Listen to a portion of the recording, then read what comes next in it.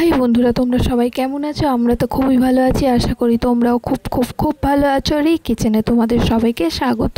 তো দেখো, আজকের আবার একটা নতুন ভিডিও নিয়ে চলে এসেছি। তো আজকে কি রান্না করছি, কি কি উপকরণ দিচ্ছে, ঠিক কতটা পরিমাণে দিচ্ছে আর কতক্ষণ সময় নিয়ে রান্না করছি, সবই আজ তোমাদের সাথে শেয়ার করব। তো দেখো, ফার্স্টে কড়াইতে তেল দিয়ে দিলাম। তেলটা দেখো কতটা পরিমাণে দিয়েছি, ওই ধরো 2 থেকে 3 চামচের মতন পরিমাণে, খুবই অল্প দিয়েছি।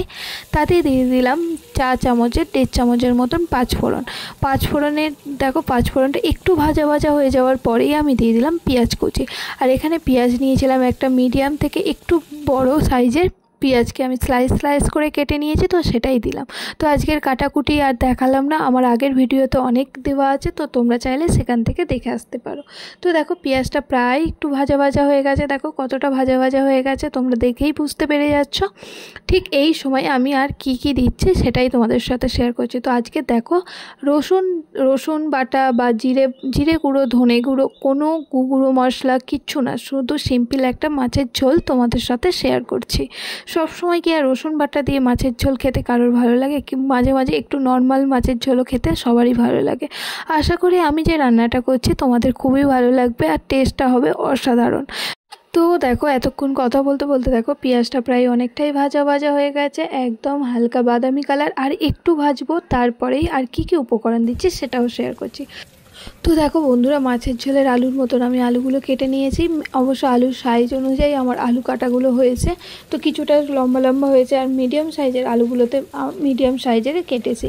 তো তোমরা সাধারণত মাছের ঝোলে যেরকম আলু কাটে সেরকম আলু দিয়ে দেবে। আমি এখানে 2 থেকে 3টে মতন আলু নিয়েছি, সেইগুলোকে ভালো করে স্লাইস করে কেটে নিয়েছি।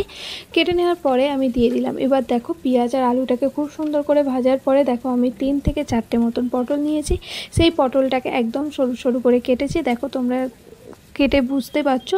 তো দেখো, বেশ কিছুক্ষণ নাড়াচাড়া করে নিলাম। করার পরে দেখো, আমি এতে দিয়ে দিলাম জিরে বাটা। আর কিচ্ছু দেবো না, সামান্য জিরে বাটা দিয়ে দিয়েছি। আর এইটা দেখো বেটে নিয়েছি, আর খুব সুন্দর করে ভাজবো বেশ কিছুক্ষণ, ওই ধরো 2 থেকে 3 মিনিট। এই যতক্ষণ তোমরা ভাজবে, তো মাছের ঝোলের টেস্টটাও ঠিক ততটাই আসবে। আর দেখো, একটু রেস্ট দিচ্ছি, দেখো কতক্ষণ রেস্ট দিচ্ছি, দেখো 2 থেকে 3 মিনিটের মতন আমি রেস্ট দিচ্ছি। আর এতে আমি গ্যাসটা একদম লোতে দিয়ে রেখেছি।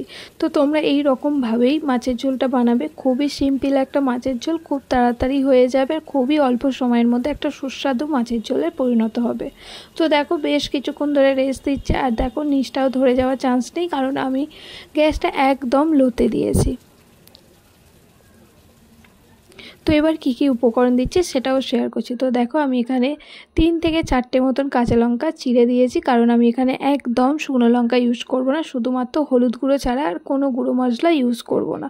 তো দেখো, সিম্পল মাছের ঝোল বানানোর জন্য তো তোমরা যেরকম কাঁচা লঙ্কার ঝাল খেতে চাও ঠিক সেই রকমই দেবে। আমি এখানে একটু পরিমাণে বেশি দিয়েছি, 5টা মতো কাঁচা লঙ্কাকে চিড়ে দিয়েছি। তো দেখো, সিম্পল মাছের ঝোল বানানোর জন্য একদম শুকনো লঙ্কা ইউজ করিনি, একদম পাতলা মাছের ঝোল বানাবো, তার জন্য এইরকম একটা সিম্পল রান্না তোমাদের সাথে শেয়ার করছি। আশা করি তোমাদের ভালো লাগবে। তো দেখো, বেশ কিছুক্ষণ কষানোর পরে আমি দিয়ে দিলাম জল। একটু জল দিলাম, কারণ এবার আমি কিছু গুঁড়ো মশলা অ্যাড করব, কিছুই নয়, তারাও তোমাদের সেটাও শেয়ার করছি। তো দেখো, এখানে আমি দিয়ে দিলাম হলুদ গুঁড়ো হচ্ছে 4 চামচের, 1 চামচের একটু বেশি দিলাম, যেহেতু আর কোনো মশলা দেবো না তাই হলুদ গুঁড়ো দিয়ে দিলাম। আর স্বাদ অনুসারে নুনটাও তোমরা সেই রকমই দেবে। আমি 4 চামচের 1 চামচের মতন নুন দিলাম। এবার এটাকে আমি বেশ কিছুক্ষণ কষাবো, যতক্ষণ না এই যে জলটা আমি দিয়েছিলাম সেটা একদম শুকনো হয়ে যাচ্ছে। তো দেখো, প্রায় অনেকটা শুকিয়ে গেছে, আর একটু গামাকা হয়ে যাবে। তো দেখো, বেশ কিছুক্ষণ ধরে কষাবো। আর এই সময় দেখো, আলুটাও প্রায় অনেকটাই সেদ্ধ হয়ে গেছে, ধরো 70% মতো সেদ্ধ হয়ে গেছে। এবার এতে আমি দিয়ে দেবো জল। তোমরা যেরকম ঝোল বানাবে সেরকম জল দেবে। আমি একটু ঝোলটা বেশিই বানাবো, তাই আমি 2 গ্লাসের মতন জল দিলাম। এবার দেখো, এই জল দেওয়ার পরে বেশ কিছুক্ষণ ফোটাবো। তো দেখো বন্ধুরা, জল দেওয়ার পরে বেশ কিছুক্ষণ ধরে ফোটাবো, ধরো ওই 5 থেকে 6 মিনিটের মতন ফোটাবো। তো ততক্ষণে আলু আর পটলটা একদম সেদ্ধ হয়ে যাবে। আর এই সময় তোমাদের সাথে কিছু গল্প করে নিই। তো আমার রি কিচেনে প্রায় অনেকগুলোই রান্নাই আমি প্রতিদিনই শেয়ার করি। আশা করি তোমরা একবার করে দেখে আসতে পারো, ভালোই লাগবে। আর আমি খুবই সহজ পদ্ধতিতে সুন্দর সুন্দর রান্না শেয়ার করি। তোমরা গ্রাম বাংলায়, বিশেষ করে গ্রাম বাংলার কিছু রান্না আমি শেয়ার করি, এখনকার দিনে রান্না শেয়ার করি। তো তোমরা দেখে আসতে পারো, খুবই ভালো লাগবে। আর আমি কিছু চিকেনও রান্না করেছি, খুবই ভালো ভালো রান্না, তো তোমরা চাইলে অবশ্যই সেখান থেকে দেখে আসতে পারো। আর যদি দেখে আসো, যদি ভালো লাগে তোমাদের, অবশ্যই একটু লাইক কমেন্ট সাবস্ক্রাইব করে আমার পাশে থেকো। আর দেখো ঝোলটা প্রায় অনেকটাই ফুটে যাচ্ছে, আর একটু বেশিক্ষণ ধরে ফোটাবো, একদম সুন্দরভাবে ফুটবে তোমাদের, সেটাও আমি তোমাদের দেখাচ্ছি। দাঁড়াও। তো তোমরা আমার ভিডিওগুলো কোথা থেকে দেখছো সেটাও কিন্তু একটু কমেন্ট করে জানাবে। আর আমার যেটুকুনি সাবস্ক্রাইব হয়েছে সব তোমরাই আমাকে ভালোবেসে দিয়েছো, সাবস্ক্রাইব করেছো, অবশ্যই আমি তার জন্য অনেক অনেক অনেক ধন্যবাদ জানাই তোমাদের সবাইকে।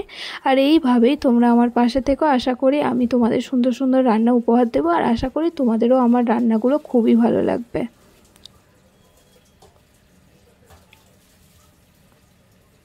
তো আর একটু ফুটবে, দেখো 5 থেকে 6 মিনিটের মতন বলেছিলাম, তো আর একটু ফুটবে। তো ততক্ষণ আরও একটু কিছু তোমাদের সাথে শেয়ার করি। আজকে রান্না অনেক কিছুই হয়েছিল, তো সেইগুলো আস্তে আস্তে তোমাদের সাথে শেয়ার করছি।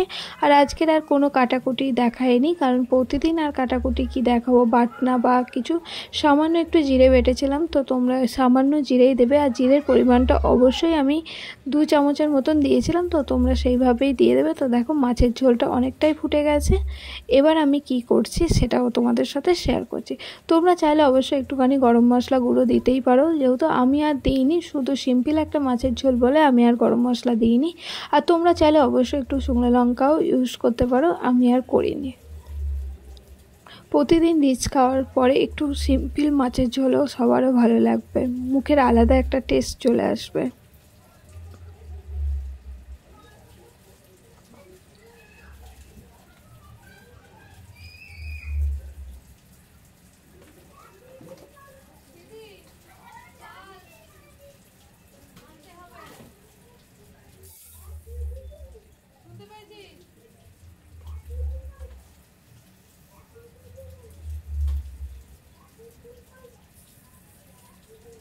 তো দেখো কি সুন্দরভাবে ফুটছে। আর এবারে আমি মাছগুলো ভেজেছিলাম সেইগুলো তোমাদের সাথে শেয়ার করিনি।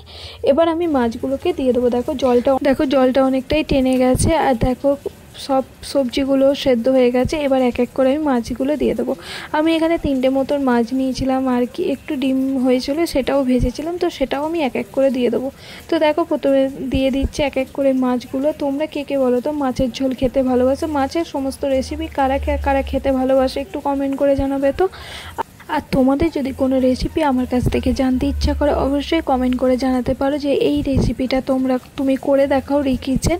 অবশ্যই আমি করে দেখাবো। তার জন্য তোমাদের একটাই কাজ করতে হবে, কমেন্ট করে জানাও তোমরা কি কি রান্না দেখতে চাও, আমি সেই রান্নাগুলোই তোমাদের কথা মতন শেয়ার করব। তো দেখো মাছগুলো দিয়ে দেওয়ার পরে আমি বেশিক্ষণ ফোটাবো না, ওই ধরো 4 মিনিটের মতন ফোটাবো। তো আমার মাছের ঝোলটা প্রায় হয়ে গেছে। এবার আমি গ্যাসটা একদম লোতে দিয়ে দিয়েছি, এবার গ্যাসটা আমি বন্ধ করে দেবো।